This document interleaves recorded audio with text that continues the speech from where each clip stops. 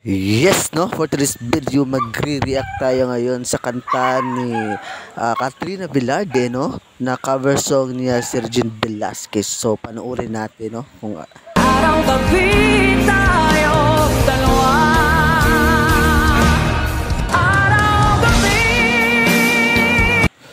So ayan, no, sa first stanza pa lang, grabe nakakalabot na yung boses niya. Napaka-solid talaga na talagang wala pa sigurong singer na nakakuha sa mga kanta ni Regine Velasquez, no? Kundi siya lang, no? So, let's continue sa ating pagpapanood. Tayong